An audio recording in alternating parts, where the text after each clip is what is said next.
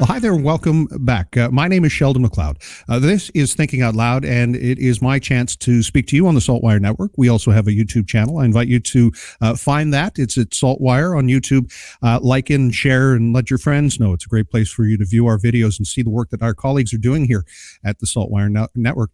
I had been covering politics for years, and so many times there are these stories about how people find their way into that life of public service as elected officials. And I was so pleased to have an opportunity to, speak with someone who I knew from politics, but didn't recognize her career prior to her life as a politician.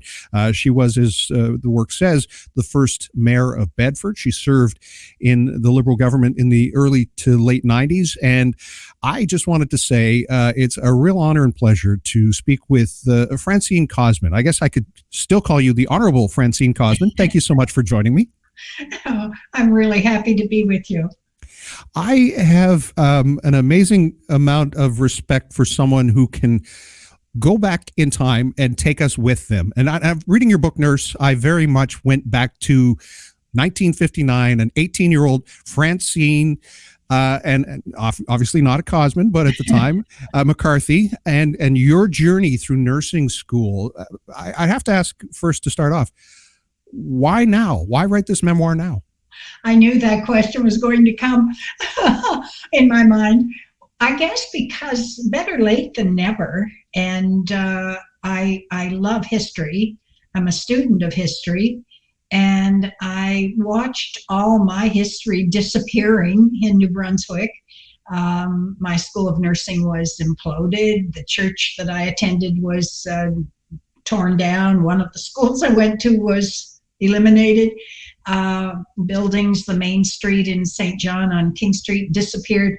And I believe we need to capture history. So it teaches us many lessons. And then I got sort of writing over the last 4 or 5 years about nursing and about my time, just because I wanted to capture it somehow.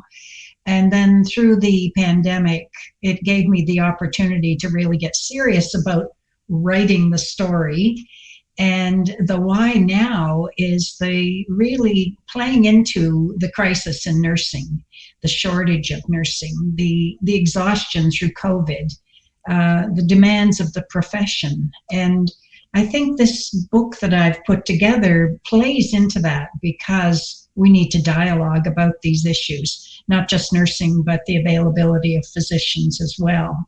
So in a way, I think that answers the why now. It's never too late, as they say. And have you previously written about this in any way, even in short form, or is this the first time?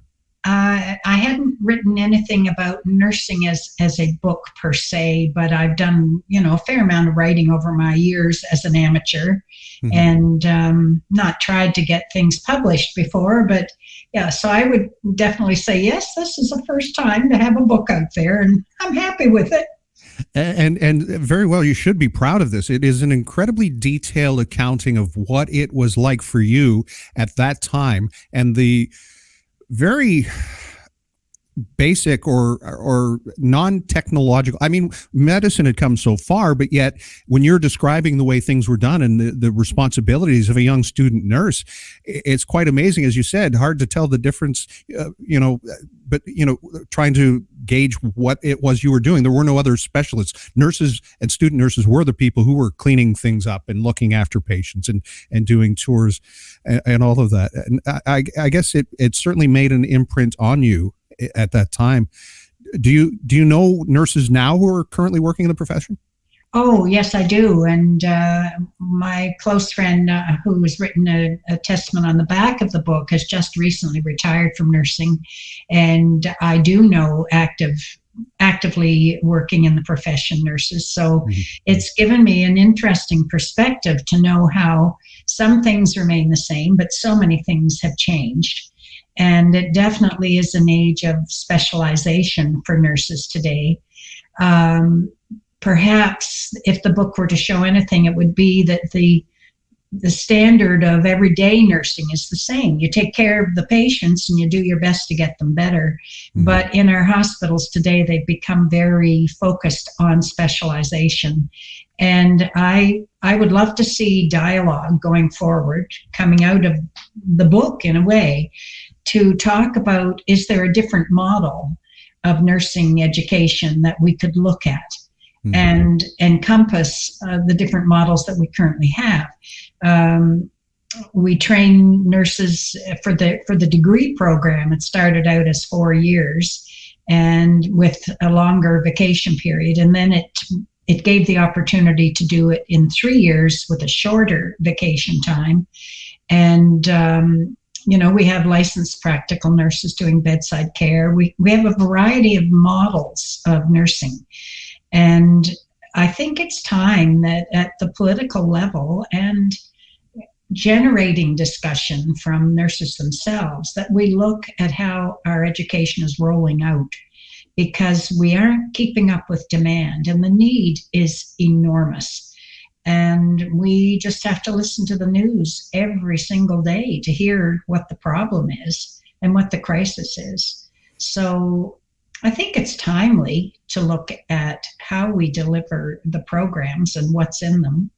I understand that in Alberta, at the senior high school level, you can take courses in high school that are accredited as you go forward into nursing. So you could be doing some nursing basic studies in your last year of high school, for example, and that would shorten the time down in the going forward program. So there's different models out there that I think it's worthwhile to have a look at. And at the risk of sharing someone else's personal information, I know a registered nurse who happens to work in Truro, and the story of travel nurses has become a news story in Nova Scotia. And nurses who are being paid to travel outside of province, perhaps even within the province. And I'm curious as to your thoughts of someone who might live in Halifax and drive to Truro, who might make twice the wage of someone who lives maybe almost half as far away. What you feel that is doing to the morale of the nurses who are currently working there? To the nurses who are currently struggling with exhaustion and being called in for more and more overtime as other staff members get sick. I don't think this is a great model, having traveling nurses. It's at the rate of pay, especially. It is demoralizing to staff right now. We're hearing about it in the news. It's a very expensive stopgap measure to try to deliver care in that manner. In some ways, it's like what used to be the Victorian Order of Nursing practice years ago. But again, this is all part of the pool of discussion that we need to have, both at our nurses and the nurses union and the Minister of Health. And, the government has to find a better way to enable more graduates to enter programs, more high school graduates to enter programs, and to get the numbers up to serve the needs. So that I think is the core. And I really was quite shocked when I heard about the traveling nurses and the rate of pay they are getting, while our nurses in the hospitals are working so hard at much less money. The nurses union will tell you it's about retainment as much as it is recruitment. And there are nurses who have been in service and helping patients for 20 years who see these young nurses coming in with bonuses, with high rates of pay, student loans forgiven. And again, it's hard to be critical of building a system that has been that has evolved to where it is today, and the changes in education and how that's played out. But what perhaps can you offer to help keep nurses from leaving the profession, because that's also a concern? What do I offer? Yeah, I'm just curious as far as information or guidance. Yeah, well, I think as the book goes, it's mainly an impetus to get talking about this out loud and to get the discussion rolling. I don't offer solutions. I have lots of ideas, but I don't have solutions. And the solutions have to come from today's generation of nurses and the political process.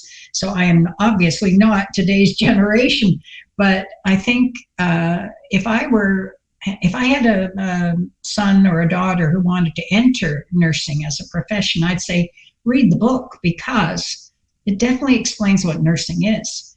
And we have different striations of nursing education. And if you look at nurse practitioners now, which that's an amazing choice for nursing.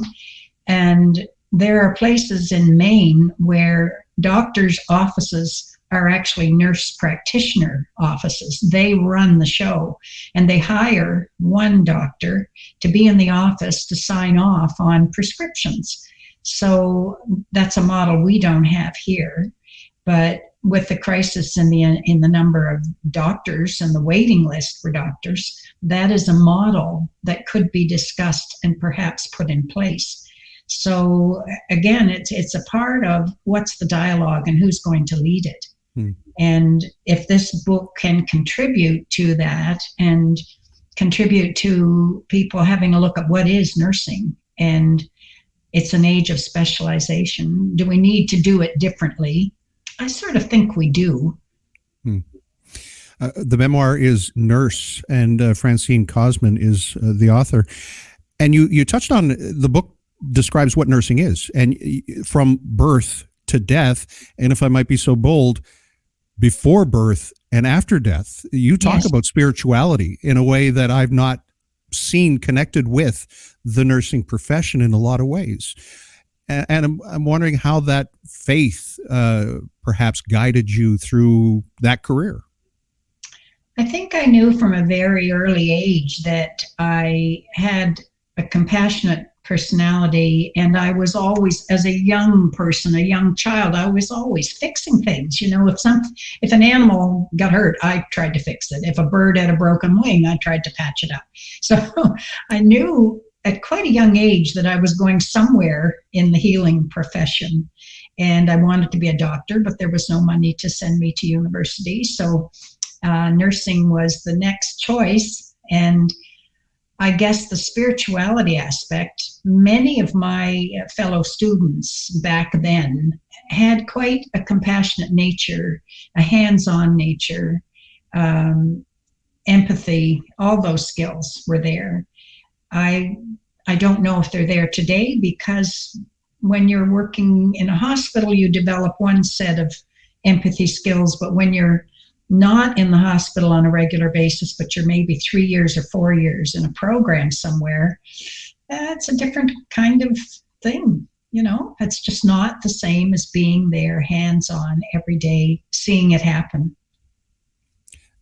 You write about Francine McCarthy, the person who perhaps didn't like to be told not to do things, including whistling, about hiding in an ambulance, about climbing to the top of a tower.